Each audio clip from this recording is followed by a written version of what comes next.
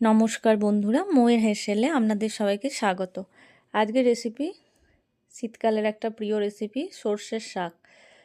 তো প্রথমে সর্ষের শাকটাকে একদম ছোট্ট ছোট্ট করে কেটেছি, তারপর ভালো করে জলে 2-3 বার ধুয়ে জলটাকে ঝরিয়ে নিয়েছি।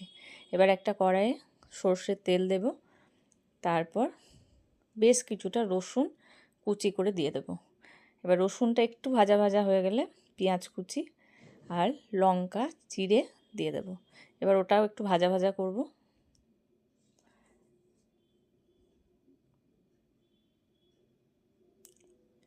পেঁয়াজ লঙ্কা রসুনটাকে একটু ভাজবো, তারপর হলুদ দেব।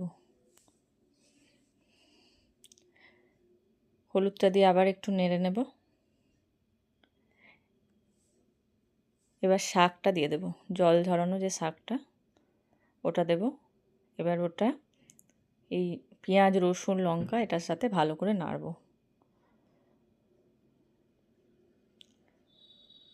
শীতকালে মানে বিভিন্ন ধরনের শাক পাওয়া যায়, তার মধ্যে খুবই একটা টেস্টি শাক হচ্ছে এই সর্ষের শাক, যেটা অনেকভাবে রান্না করা যায়। এটা খুব সহজে খুব তাড়াতাড়ি রান্না করা যায়, তো এটা অবশ্যই ট্রাই করবেন। এবার লবণ দেব, লবণ দিয়ে একটু ঢেকে দেব। এটাতে জল দেওয়ার প্রয়োজন হয় না,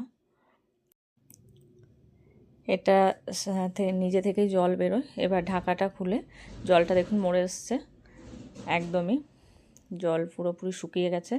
এবার শাকটাকে আমার ভাজতে হবে। বেশ কিছুটা সময় নিয়ে শাকটাকে ভাজবো, তাহলেই সর্ষের শাক, সুস্বাদু সর্ষের শাক গরম ভাতে খাওয়ার জন্য একদম তৈরি হয়ে যাবে।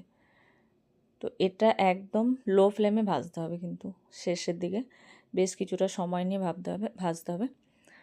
অবশ্যই এই রান্নাটা ট্রাই করবেন। শীতকালের একটা জনপ্রিয় খাবার গরম ভাতে।